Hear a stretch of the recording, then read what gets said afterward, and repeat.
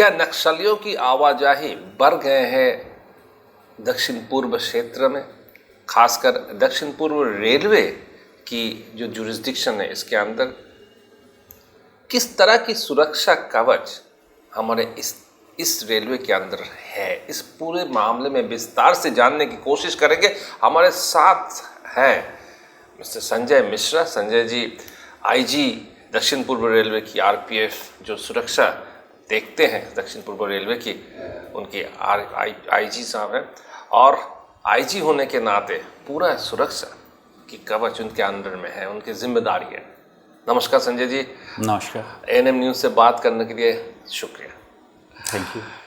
सबसे पहले जो सवाल मैं पूछना चाहूँगा कि यहाँ पे बड़े बड़े रेलवे की घटना घटी है, जिस तरह से टेररिस्ट एक्टिविटी अगर हम कहें वो नक्सलियों के द्वारा पिछले, हालांकि 2-3 साल में कुछ हुआ नहीं है, मगर इससे पहले जो 2-3 घटनाएं हुई है, और नक्सलियों जब यहाँ पे उनकी जो विस्तार थी तो उस समय में बहुत बड़े बड़े घटना घटी है। तो इस मामले में आज की दिन में, आज की तारीख में स्थिति क्या है और किस तरह से इस पर आप नज़र बनाए रखे हैं?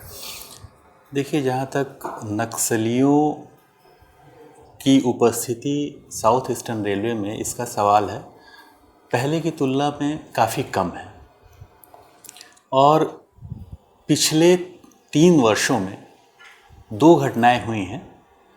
वो सोनुआ लोटा पहाड़ सेक्शन, ये चक्रधरपुर डिवीज़न में आएगा, जहाँ ट्रैक पर ब्लास्ट किया गया था। उससे कुछ नुकसान नहीं हुआ था, ना ही कोई कैजुअलिटी हुई थी।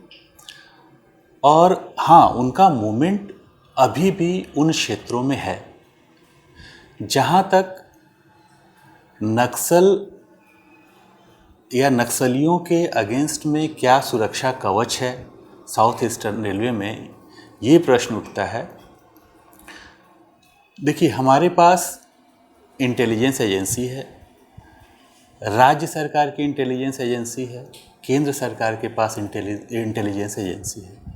आपस में समन्वय बैठकें होती रहती हैं, इंफॉर्मेशन शेयर आपस में हम लोग करते रहते हैं, और जैसा इनपुट मिलता है उसके हिसाब से हम लोग प्रिकॉशनरी और प्रिवेंटिव मेजर्स लेते हैं। इसके अलावा जैसा आपको मालूम होगा कि जगह जगह पर आरपीएफ की पोस्ट है और आउटपोस्ट है। वहाँ पर्याप्त मात्रा में हमारे बल सदस्य अवेलेबल होते हैं और वो प्रॉपरली ट्रेंड होते हैं। उनको क्या करना है, क्या नहीं करना है, इस संबंध में ट्रेनिंग होती है। साथ ही साथ हमारा अपना इंटेलिजेंस विंग है, क्राइम विंग है। तो सूचनाएं हमको चारों तरफ से मिलती रहती हैं और हम उन सूचनाओं के आधार पर कार्रवाई करते हैं। तो जहाँ तक नक्सलवाद का संबंध है, इस क्षेत्र में पूर्णतः नियंत्रण में है और ऐसी कोई सूचना नहीं है कि ये बढ़ने वाला है या बढ़ रहा है। तो ये थ्रेट परसेप्शन की अगर बात करें तो क्या यकीनन आप इस थ्रेट परसेप्शन को ज़ीरो कहते हैं, या एक अनुमानिक स्तर पर आगे जाके आगे के लिए आप एक कवच बना के रखा हुआ है? नहीं, ज़ीरो तो नहीं कहा जा सकता है। देखिए, उनका मूवमेंट तो है ही। ये बात अलग है कि रेलवे के क्षेत्र में घटनाएं नहीं हो रही हैं, लेकिन इक्का दुक्का घटनाएं जो सिविल एरिया में होती रहती हैं, जो हम सब जानते हैं। तो सुरक्षा के जो उपाय हैं वो तो हम पूरी तरह से अलर्ट रहते हैं और उसमें कोई हम कमी नहीं बरतते हैं। जो भी प्रिकॉशनरी मेजर्स हैं, प्रिवेंटिव मेजर्स हैं, हम राज्य सरकार के साथ सहयोग, local police, GRP, state intelligence, उनके साथ पूरा समन्वय स्थापित करके हम हर प्रकार के मेजर्स लेते रहते हैं। आज के तारीख में संजय जी, आपके सामने सबसे बड़ी चुनौती क्या है?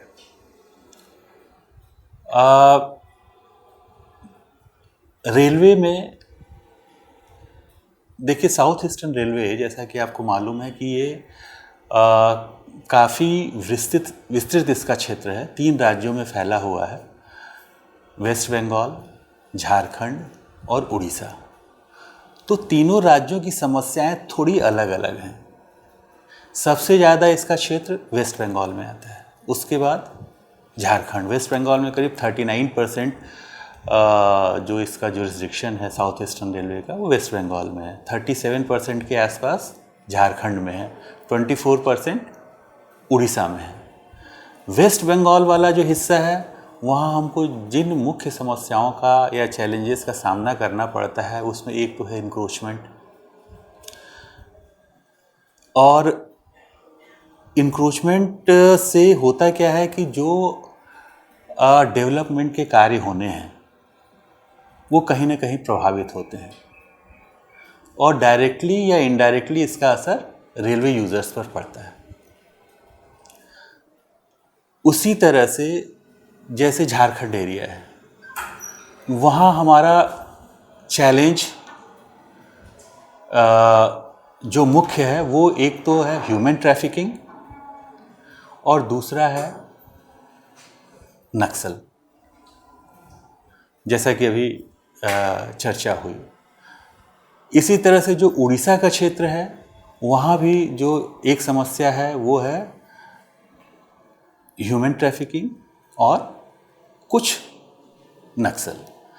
और इसके अलावा जो रेल रोको की समस्या है कि अपनी व्यक्तिगत समस्याएं या छोटी मोटी समस्याओं को लेकर आए दिन पब्लिक जो एजिटेशन करती है और रेल रोको करती है, वो तीनों राज्यों में कमोवेश मौजूद है ये समस्या।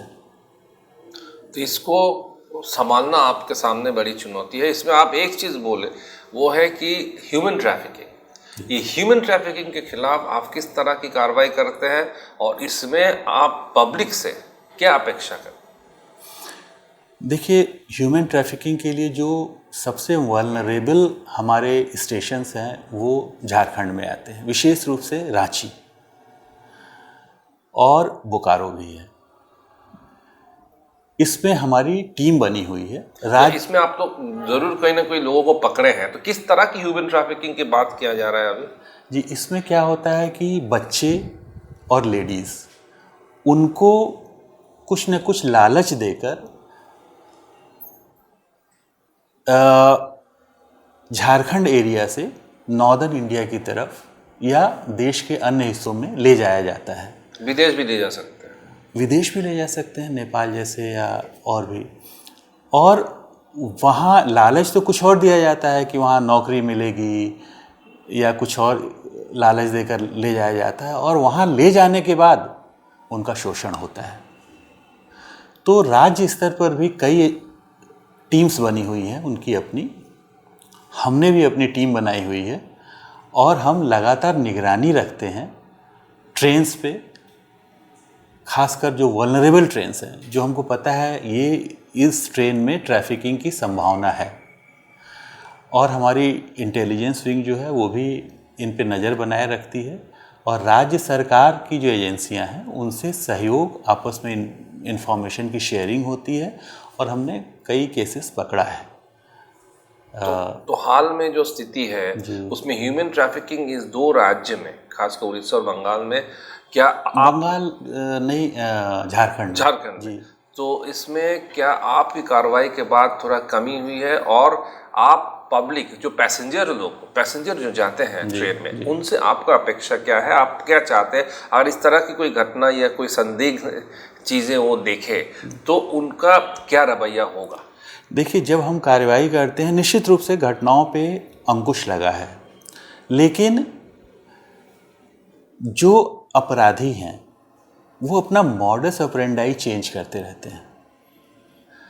हमने भी टेक्नोलॉजी का प्रयोग करके कोशिश किया है कि कैसे उनको पकड़ा जाए।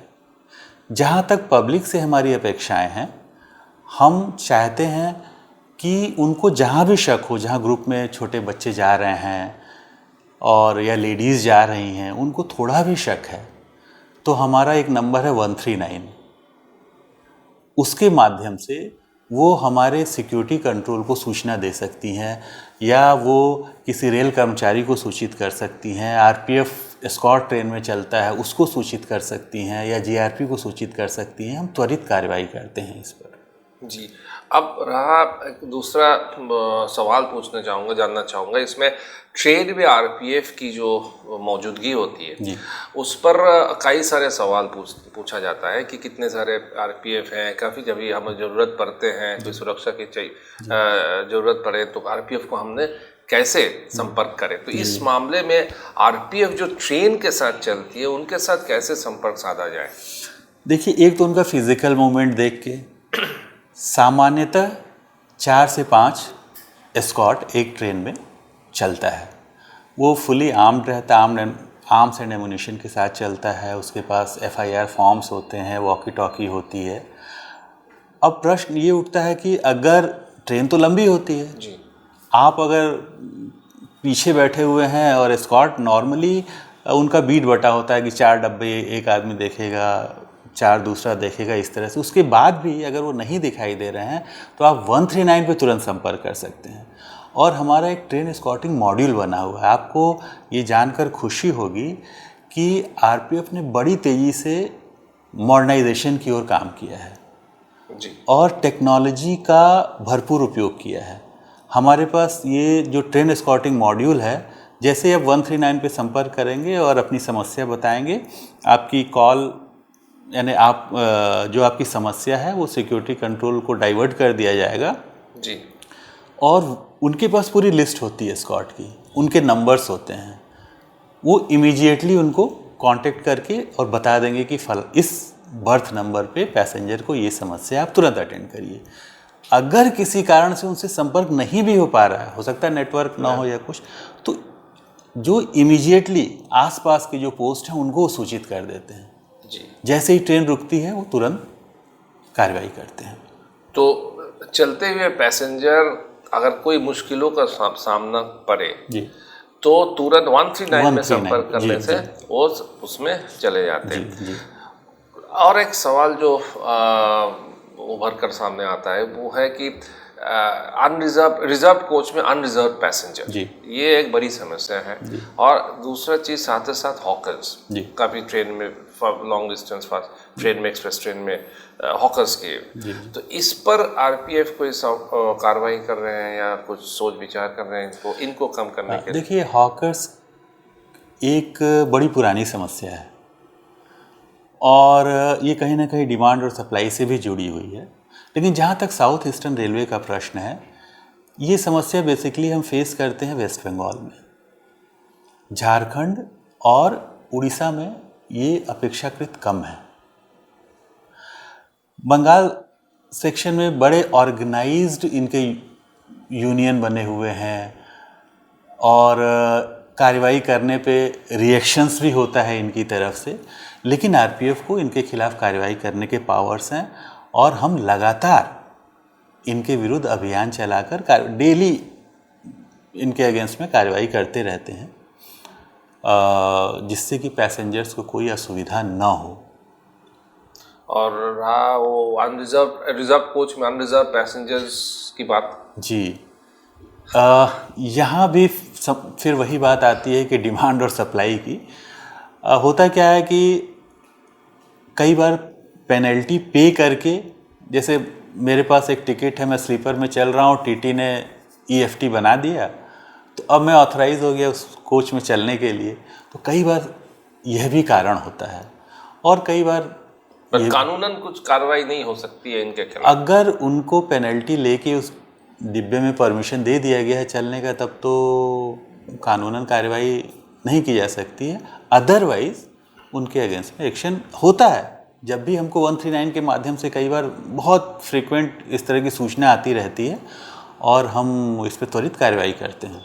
क्योंकि अभी मानना ये है, पैसेंजर्स के साथ बातचीत करने के बाद या फीडबैक जो आ रहे हैं, ये मानना ये है कि कई सारे ऐसे लोग जो चढ़ जाते हैं डिब्बे में, रिजर्व पैसेंजर के डिब्बे में, और ये सब पेनल्टी पे करके रह जाते हैं, वो सामान चोरी करके निकल जाते हैं, रात में सो जाते हैं पैसेंजर्स, तो उसी समय यही लोग चोरी करके, ये एक जो फीडबैक है जो आ रहे हैं फीडबैक, तो उसी वही मैं बिल्कुल इससे इनकार नहीं किया जा सकता कि अगर अनरिजर्व जिसका रिजर्वेशन नहीं है वो चढ़ गया है, फिर पहचानना भी बड़ा मुश्किल होता है।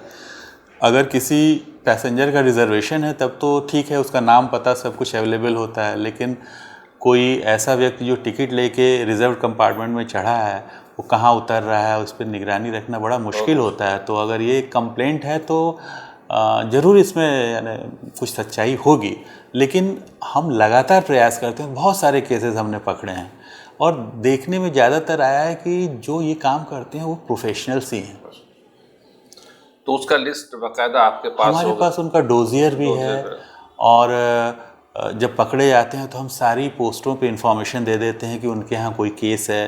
बेसिकली केस रजिस्ट्रेशन तो जीआरपी करता है, लेकिन हमारे पास भी सारी इन्फॉर्मेशन होती है और हम सबको सूचित करते हैं कि हमने इस अपराधी को पकड़ा है, इस मामले में पकड़ा है। अगर आपके यहाँ कोई ऐसा केस हो तो आप पूछताछ कर सकते हैं। जी।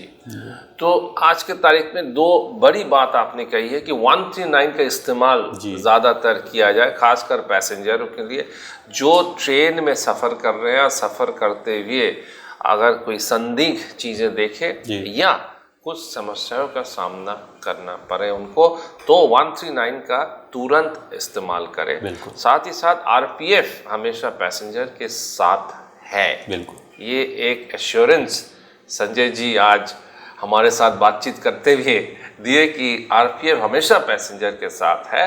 कोई समस्या सामना करना पड़े तो तुरंत आरपीएफ के लोगों ऑफिसर के साथ संपर्क किया। इसमें कोई संदेह नहीं। और हम जो आरपीएफ स्टाफ है उसको सॉफ्ट स्किल ट्रेनिंग भी उनकी कराते हैं कि पैसेंजर के साथ कैसे बिहेव करना चाहिए, किस भाषा का प्रयोग करना चाहिए, कैसे किसी सिचुएशन में रिएक्ट करना है।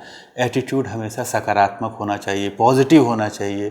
कभी कभी मैं उदाहरण देता हूँ कि अगर कोई पैसेंजर आपके पास आता है, कहता है कि टॉयलेट में पानी नहीं आ रहा है, तो हो सकता है आप ये भी कह सकते हैं कि मेरा काम नहीं है, टीटी से शिकायत करिए, लेकिन ये नकारात्मक एटीट्यूड होगा। सकारात्मक एटीट्यूड तो ये होगा कि आप उससे कहिए श्रीमान मैं आपकी मदद करता हूँ। आप फ़ोन निकालिए, सिक्योरिटी कंट्रोल को इन्फॉर्म करिए, सिक्योरिटी कंट्रोल अपने कंसर्न डिपार्टमेंट को सूचित कर देगा और वो समस्या का समाधान हो जाएगा।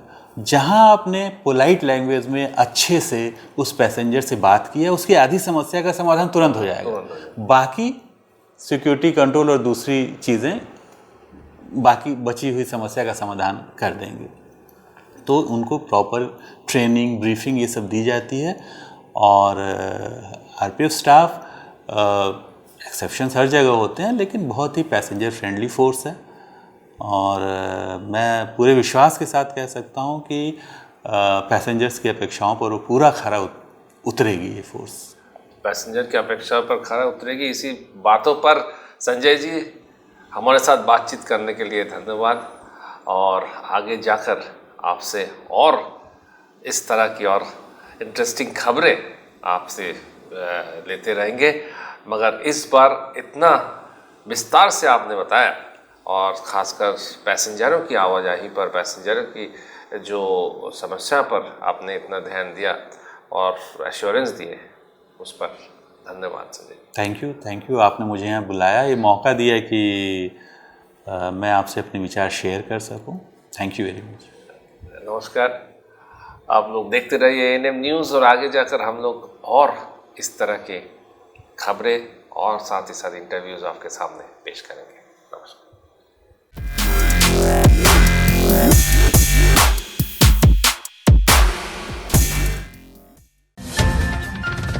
और खबरों के लिए सब्सक्राइब कीजिए एएनएम न्यूज़, बेल आइकन दबाकर रहिए सबसे आगे।